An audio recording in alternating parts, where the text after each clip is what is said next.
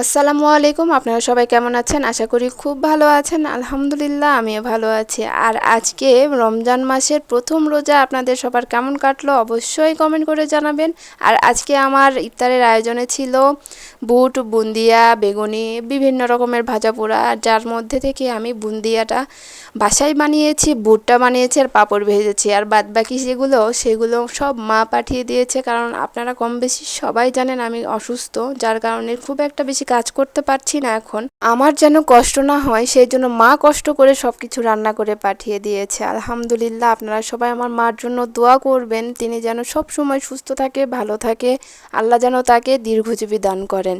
তবে বুন্দিয়াটা আমি বাসায় বানানোর চেষ্টা করেছি, কারণ আপনাদের ভাইয়া আমার হাতের বুন্দিয়া ছাড়া বাইরের বুন্দিয়া তেমন একটা খেতে পারে না বা পছন্দ করে না, তাই তো এই সামান্য চেষ্টাটুকু করেছি তার জন্য।